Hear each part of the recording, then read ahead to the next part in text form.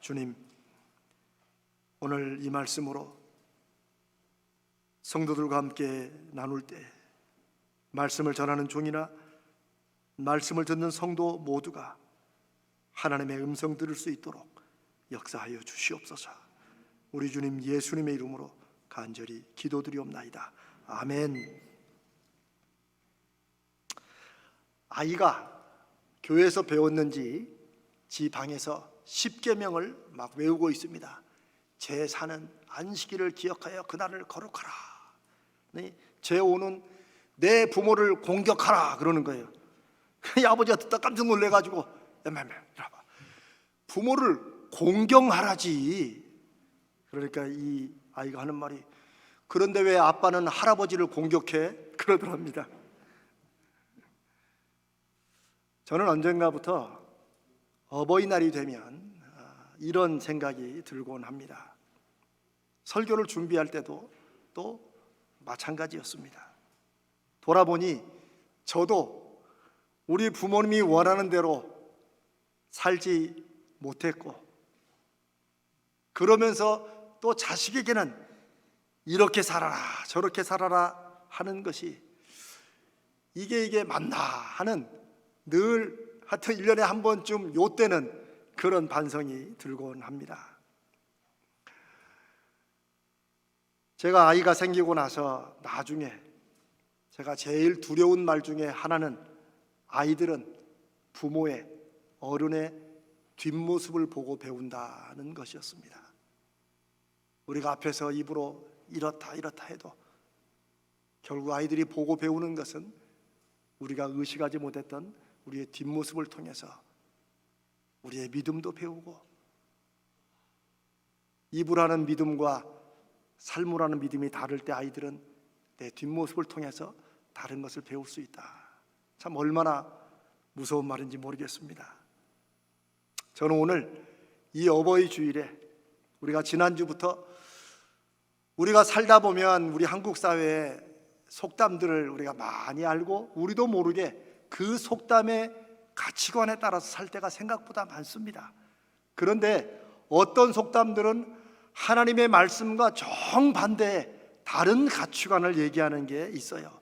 그래서 속담을 하나하나 이렇게 한 주일에 그것을 하나님 말씀으로 비춰보고 우리의 생각과 우리 세상을 사는 우리의 나름대로의 철학을 하나님의 말씀으로 한번 고쳐가는 그런 설교를 지금 두 번째 합니다. 오늘은 어버이 주일이라서 제가 나이 드는 것, 젊은 분들이나 나이 드신 분들이나 나이가 들어가는 것이 무엇인가에 관해서 속담을 하나 생각해보고 또 말씀을 통해 비춰볼까 합니다. 우리 한국 속담을 제가 쭉 살펴보니까 나이에 관한 속담이 굉장히 많은데, 어떤 여러분 생각에 나이 드는 것에 대해서 부정적인 게 많겠어요? 긍정적인 게 많겠어요? 생각보다 부정적인 게 더 많더라고요. 자, 제가 오늘 여러분과 함께 생각해 볼 속담은 나이 이길 장사 없다라는 속담입니다. 이제 연로해지고 내가 들어가면 내가 이제 나이를 어떻게 이겨, 이런 얘기 많이 하시죠? 이와 비슷한 속담들이 꽤 있습니다. 세월 앞에 장사 없다라는 속담도 그런 속담이죠. 심지어 늙은 장수 쓸데없다, 이런 속담도 있더라고요. 아무리 힘이 펄펄한 장수라도 늙으면 쓸데없다는 거예요. 또한 나무도 나이 들면 속이 빈다. 이거 마음이 좀 안 좋더라고요. 이거는 그런가 하면 이게 속담인지는 모르겠지만 나이가 왼수, 또 이런 것도 있더라고요. 한국만큼 나이에 굉장히 좀 신경을 쓰고 집착하는 그런 사회가 없는 것 같아요. 우리는 처음 만나면 어떻게 해서든지 하여튼 나이로 위아래를 정해놔야 그 다음부터 마음이 편하게 대화가 되지요. 그렇죠? 옛날엔 그걸 민증을 깐다 그랬는데 그런 말 안 하고 요즘에는 이렇게 나이를 물어보더라고요. 그런데 이게 나이 든 분들만 그런 줄 알았는데 그게 아니고, 요즘에 젊은 사람들도 언제부턴가 몇 년생인가를 따지는, 그때는 몇 학번 그랬죠, 학교. 그런데 제가 한동안 이해 못했던 게 거기에 빠른을 붙인다고. 빠른. 여러분 그거 아세요? 가령 뭐 95년생이나 그러면 나는 빠른 95년생인데요. 그리고 난 그게 무슨 말인지 몰랐어요. 빠른 95년생이라니. 그래서 제가 이걸 다시 이제 쭉 살펴보니까 우리 학교 들어갈 때 1월, 2월로 끊잖아요. 그리고 3월부터는 이제 내년에 학교를 가는 거예요. 그러니까 빠른 95년생은 무슨 말이냐면 94년생 3월 이후부터 95년생 1, 2월 달이 함께 학교를 들어가요. 같은 학년이니까 연도는 달라도 친구야 이게. 그러다 보니까 95년생이 빠른 95년생이면 자기는 94년생이야. 그냥 95년생들 까불면 야 나는 빠른 95야. 그래서 95년 3월부터 12월까지는 자기보다 아이가 어린 거로 생각하는 거야. 근데 이게 또 잘 지켜지면 또 그게 아니야. 지들끼리도 헷갈려.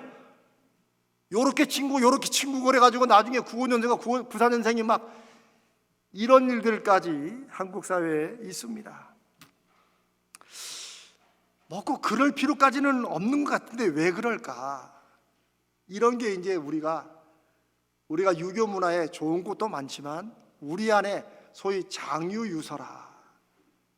나이가 많고 적음에 나이가 많은 사람과 어린 사람 사이는 반드시 질서가 있어야 된다라는 이런 식의 비슷한 가르침들이 우리 안에 깊이 새겨 있는 우리 문화 속에 우리도 모르게 많이 그게 나타나는 그런 영향이라고 볼 수 있습니다.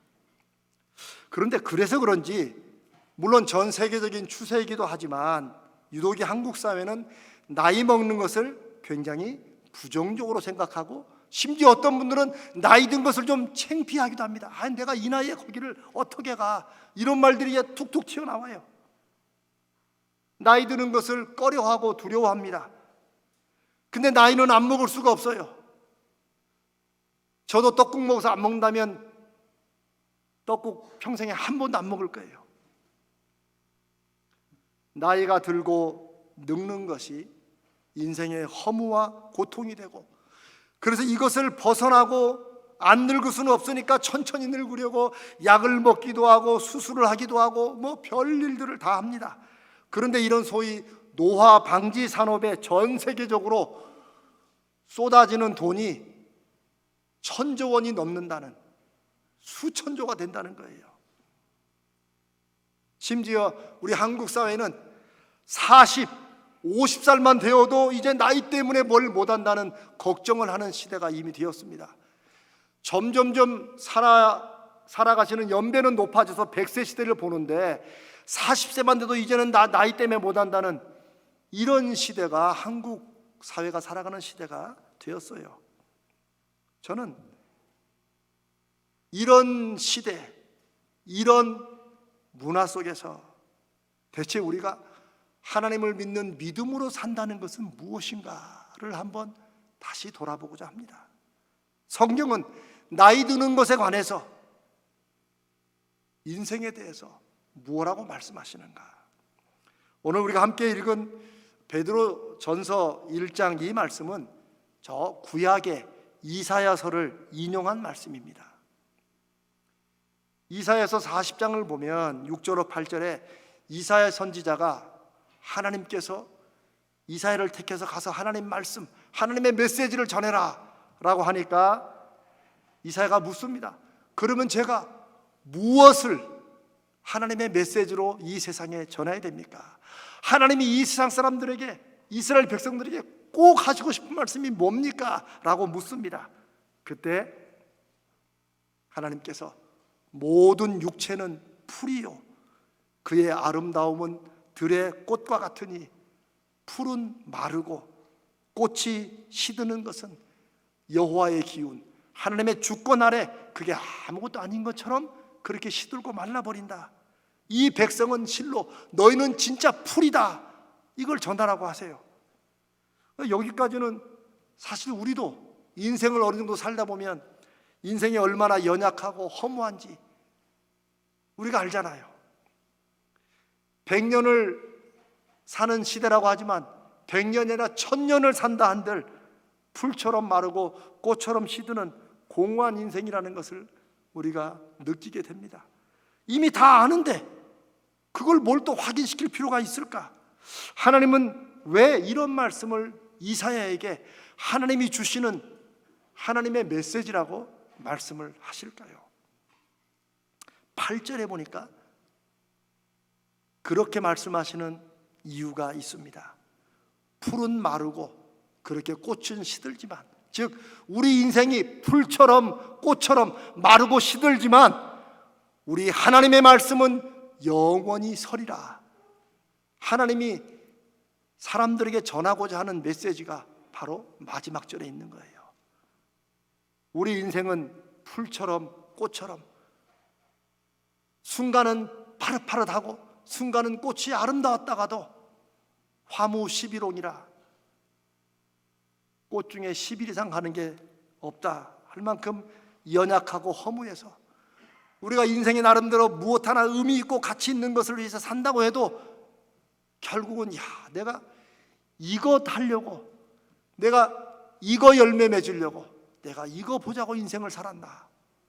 성공을 했든 실패를 했든 인생의 어느 순간과 마지막으로 다가올수록 우리는 짙은 한숨이 깊어지는 그런 삶을 삽니다. 그런데 그런 인생일지라도 하나님의 말씀을 붙잡고 사는 사람은 영원히 선다. 그 메시지를 사람들에게 전하라는 거예요. 자기 인생을 위해 수고하고 했어도 100년도 못 가 마르고 시들 것이지만 하나님의 말씀은 결코 마르지도 않고 시들지도 않고 영원히 서서 열매 맺고 결과를 남기는 이 세상의 유일한 것이기 때문에 그 말씀대로 사는 사람들은 영원히 산다 하는 것이 하나님의 구약시대에 이사야를 통해 주신 하나님의 메시지입니다. 하나님의 말씀은 영원히 살아있다. 유한하고 한정된 언젠가는 끝이 나는 이 세상에서 영원히 살 수 있는 길이 있다는 것을 하나님이 전하신 것입니다. 그런데 신약 시대에 와서 베드로 사도가 예수 그리스도를 믿는 성도들에게 메시지를 전하면서 예수 그리스도를 통해서 우리에게 주시는 메시지가 무엇인가를 말씀하면서 바로 저 구약시대 이사야 선지자가 전했던 그 말씀을 베드로전서 1장에 그것을 인용해서 이것이 메시지라고 증거하는 것입니다. 어떻게 예수 그리스도께서 하나님을 믿고 사는 성도들을 통하여 영원히 살 길을 이루셨는가를 전하시는데 23절에 너희가 거듭난 건 다시 태어났다는 말이죠. 저와 여러분은 다시 태어난 겁니다. 이게 아주 굉장한 신비입니다. 이런 것들을 설교 시간에 다 못하니까 제자훈련을 통해서 같이 그 말씀을 나누고 확인하자는 거예요. 너희가 구원받은 것은, 너희가 예수 믿는 것은 이라고 해도 괜찮아요.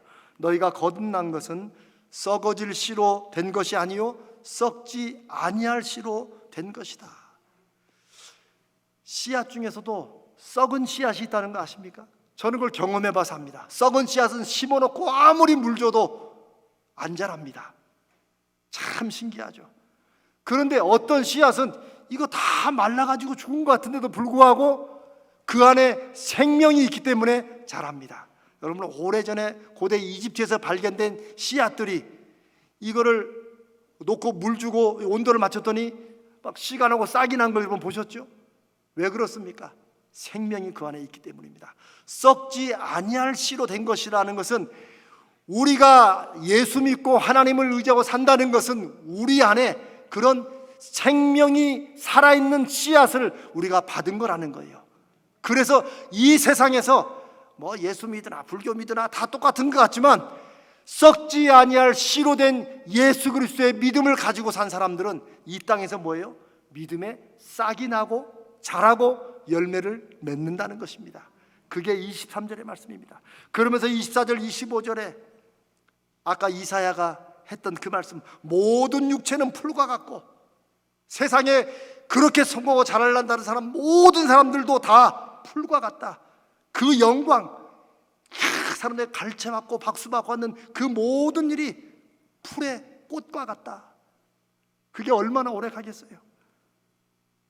풀은 마르고 꽃은 떨어진다. 그러나 주의 말씀은 세세토록 있다 하는 이사야서의 그 메시지를 다시 전하면서 마지막 절에 아주 기막힌 말씀을 하십니다. 너희에게 전한 복음이 바로 이 말씀이다. 우리가 예수 그리스도를 믿는데 그 예수 그리스도를 믿는 믿음의 핵심이 뭐냐? 예수님이 왜 이 땅에 오셨느냐를 이사야서의 그 메시지로 하는 거예요. 이 세상 모두에게 예수 믿는 너희들이 전해야 된다. 인생은 다 풀과 같고 풀의 꽃과 같다. 그러니까 그냥 한 잔 마시면서 그렇게 대충 살 게 아니고 이 유한되고 한정된 이 인생에도 영원한 게 있다. 그게 뭐예요? 예수 그리스도를 인생의 중심으로 붙잡고 예수 그리스도 생명이 그 영혼에 썩지 아니할 씨앗으로 심겨진 사람들은 이 땅에 살아도 이 땅에서 영혼과 연결되는 삶을 산다는 것입니다. 이게 구약과 신약을 통틀어서 우리에게 주시는 하나님의 메시지입니다. 예수님이 왜 세상에 오셨습니까? 교회 만들어가지고 성도를 모아가지고 아닙니다. 풀은 마르고 꽃은 시드는 것처럼 인생은 어차피 이루고 어차피 갈채 만든다고 해도 결국은 마르고 시들고 어디로 갈지 모르는 인생인데 그렇지 않다. 이곳에서 그 가슴과 영혼에 어떤 씨앗을 품고 사느냐가 이 땅에서 영원으로 가는 영원히 죽지 않는 길이 있다는 것을 주님이 말씀으로 증거하시고 당신의 십자가의 죽으심과 부활로 증명하시는 것입니다. 그것을 베드로전서에 오늘 이렇게 말씀하고 있는 것입니다. 사랑하는 여러분, 사실 우리는 영원이라는 말을 쓸 수 없는 존재입니다. 그렇죠? 근데 우리도 영원이란 말 많이 쓰죠. 특별히 사랑에 빠질 때 영원히 사랑하겠다. 영원히 뭔지를 모르고 사랑하는 거지. 결혼만 해봐도 알잖아요. 영원은 고사하고 1년도 못 가가지고 그럴 줄 몰랐네가 우리 서로가 나오잖아요. 그런데 진짜 영원을 바라고 그렇게 살 수 있는 길이 있다는 것입니다. 예수 그리스도가 그 길을 우리에게 알려주시고 몸소 보여주시기 위해서 이 땅에 오셨다는 것입니다. 그리고 지금 이렇게 예배하는 저와 여러분이 시간을 초월하신 하나님의 거룩하신 영이 우리의 영혼에 우리의 모임 가운데 함께 하신다는 것입니다. 그것을 믿음으로 믿는 사람들이 함께 하시는 하나님의 영을 경험하고 그 은혜로 이 땅에서 영혼을 살아가는 것이 무엇인가를 확인하게 된다는 것입니다. 사랑하는 여러분, 예수님께서 내가 세상 끝날까지 너희와 함께 하겠다 라고 하신 약속이 이 땅에서 영원을 품고 살기 위해서, 영원을 바라보고 살고 확신으로 살기 위해서 오신 예수님인 것을 믿으면 그 말씀이 사실인 것을 알게 됩니다. 신앙생활은 함께 하신다는 그 주님을 경험하는 것이 신앙생활입니다.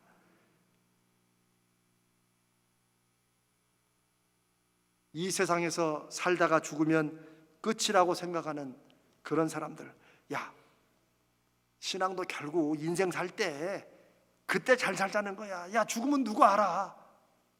라고 생각하는 사람은 영원을 말할 수 없습니다.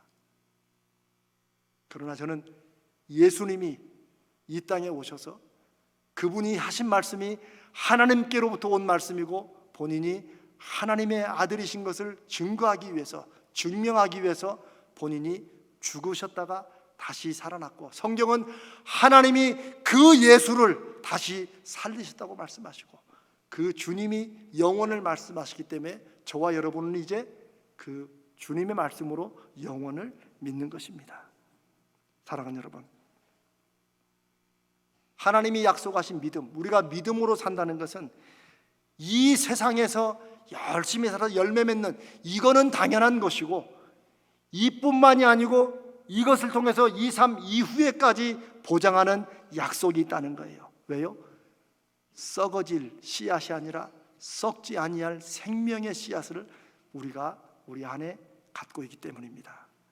저는 이 얘기를 할 때마다 생각나는 분이 있는데, 감리교를 창시한 존 웨슬레라는 목사님이 있습니다.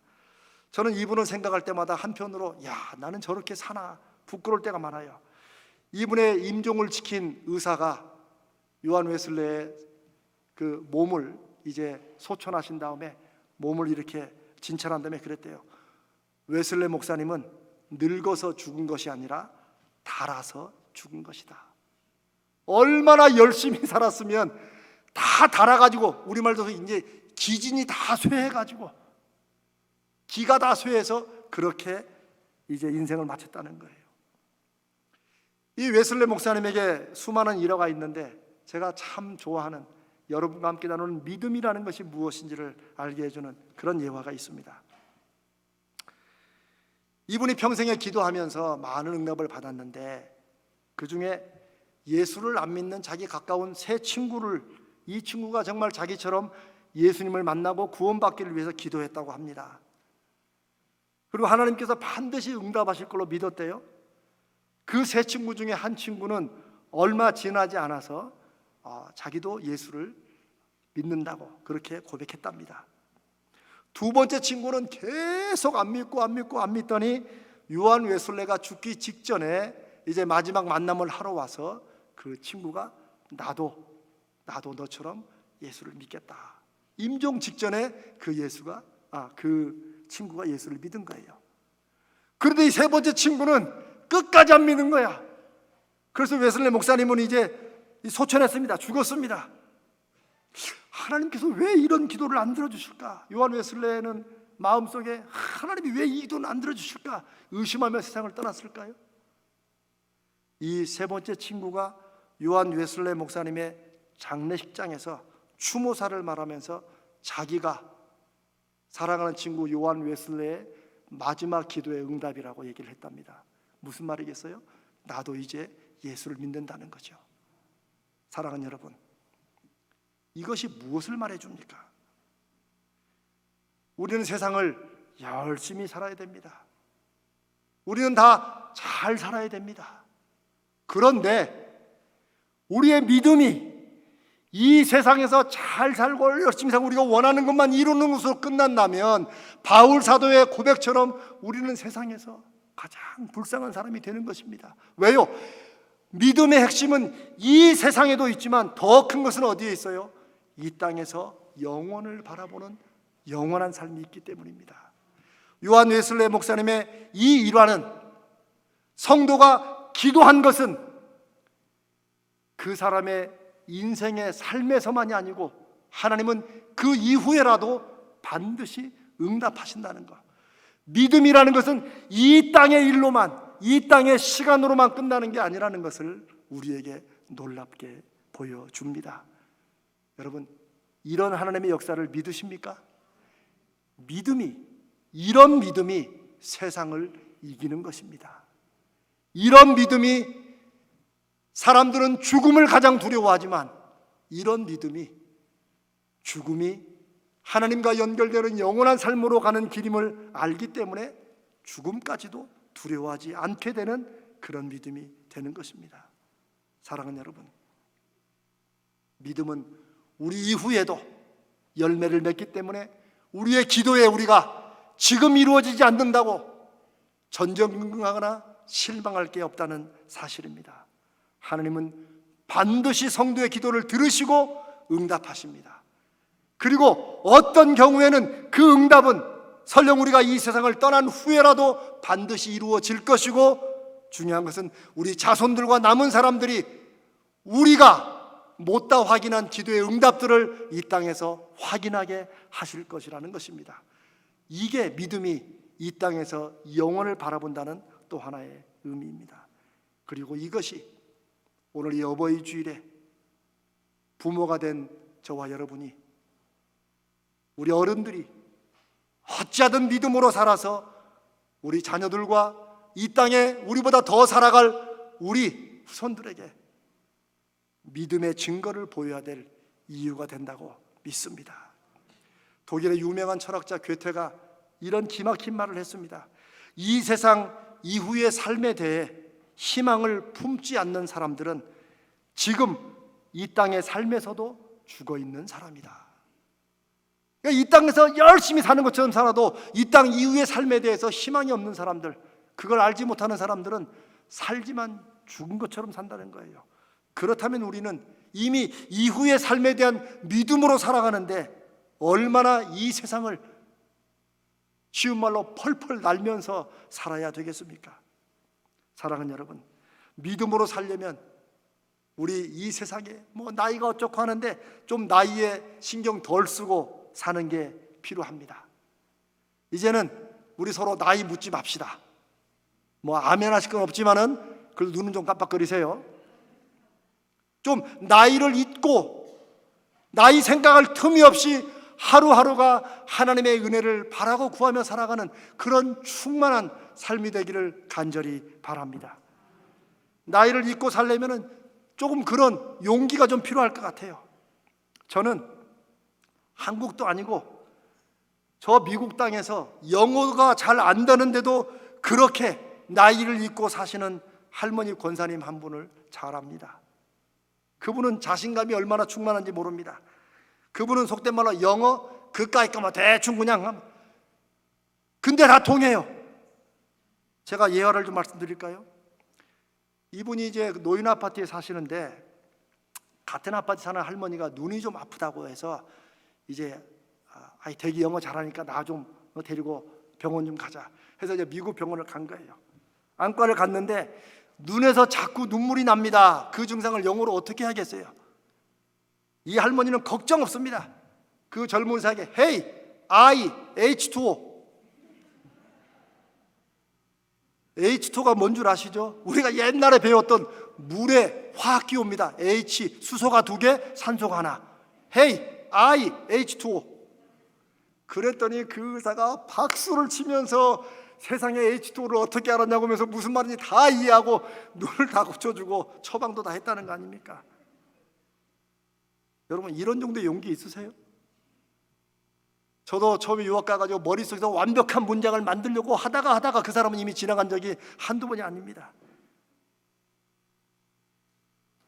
나중에 그 따님이 엄마 차라리 티얼스가 생각 안 나면 눈물이 생각 안 나면 그냥 워터라고 하지 왜 H2O라고 엉뚱하냐 그러니까 그래도 워터 하면 좀 수준 낮아 보이지 않니? 그래서 H2O로 얘기했대요. 그런 분입니다. 얼마나 노인 아파트에 사신 분들을 잘 섬기는지 유명합니다. 몇 년 전에는 미국 신문에도 나왔어요. 사진이.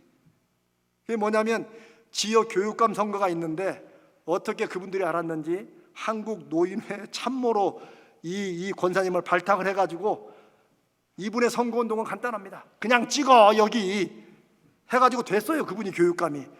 그래가지고 당선 파티에 초청받아가지고 그 참모들 사진 찍는데 할머니가 이러고 해서 사진을 찍어가지고 저한테 보내왔더라고요. 이분의 예화는 끝이 없습니다. 제가 나중에 또 기회 되면 하겠습니다. 저는 이분을 생각할 때마다 사람은 마음으로 먼저 늙고 육체는 늙은 마음을 따른다. 다시 한번 들어보세요. 사람은 마음으로 먼저 늙고 육체는 늙은 마음을 따라간다. 저는 이 말이 정말 실감이 됩니다. 사람은 마음이 젊으면 육체 늙는 것은 문제가 안 되는 인생을 살 수 있는 거예요. 믿음은 이 땅에서 영원을 바라보는 그 믿음은 나이에 상관없이 마음을 젊게 하는 힘이고 생명의 근원이 됩니다. 정말 이 땅에서 영원을 바라보라는 하나님의 말씀을 믿는 믿음은 나이를 잊게 살게 하고 나이를 이기게 하는 하늘의 비밀이 되는 것입니다. 우리는 예수 믿으면서도 우리는 종종 뭐 나이 이길 장사 없지, 세월 앞에 장사 없어, 나이가 웬수지, 이런 말들을 우리도 하며 살아왔고 우리도 모르는 사이에 뭐 이 나이에 뭐 이런 거 많죠. 그러나 여러분, 예수를 믿고 사는 사람들은 그리스도 안에 새로운 피조물이 된 것입니다. 새롭게 거듭난 것입니다. 그래서 영원히 썩지 아니할 생명으로 된 것이기 때문에 그 하나님의 약속이 우리 삶에서 이루어지는 것을 우리가 경험하는 것, 이게 믿음입니다. 이 땅에서 영원을 바라보고 영원을 향해 걸어가는 사람. 그래서 순례자라는 이름도 이 땅에서 여기저기 살다 고생한다는 사람이 아닙니다. 이 땅에서 하늘까지 걸어가는 사람을 순례자라고 부르는 것입니다. 사랑하는 여러분, 영원으로 세월을 이기는 사람들, 하나님의 꿈을 가슴에 품고 살기 때문에 나이가 문제가 안 되는 사람들, 나이를 생각할 틈이 없이 하나님께서 부르시는 그날까지 믿음의 열매를 위해 사는 사람들, 이런 사람들이 하나님의 사람들이요 저와 여러분이 되시기를 주님의 이름으로 축복합니다. 물론 언젠가 우리도 나이가 더 들면 허리도 쑤시고 다리도 저리고 주름살도 더 늘어갈 것입니다. 그러나 그럴 때마다 고린도후서 4장 6절의 사도 바울의 고백처럼 우리가 낙심하지 아니하노니 우리의 겉사람은 낡아지나 우리의 속사람은 날로 새로워지도다 하는 믿음의 고백이 저와 여러분에게 있으시고, 그런 믿음의 고백과 증거로 우리 자녀들이, 우리 후손들이 믿음의 증거를 바라보고 살아가기를 원합니다. 여러분, 안 믿는 사람들도 10여 년부터가 내 나이가 어때서 노래를 부르고 그렇게 살아가는 요즘 시대에 왜 예수 믿고 영혼을 품고 사는 사람들이 내 나이에 무슨 정반대로 이렇게 살아가야겠습니까? 인생을 인생답게 사는 데는 나이가 문제가 아니라 믿음이 문제다. 이런 각오를 이 어버이날에 한번 해보십시다. 오늘은 내 남은 인생의 가장 젊은 날이라고 말도 하잖아요. 그러니 오늘이 인생 최고의 가장 젊은 날입니다. 아멘. 젊으나 혹은 나이가 드셨으나 우리 모두 믿음으로 정말 나이에 기죽지 말고 세월에 지지 말고 끝까지 불꽃을 태우며 주님께로 가는 그런 인생 되시기를 주님의 이름으로 축복합니다.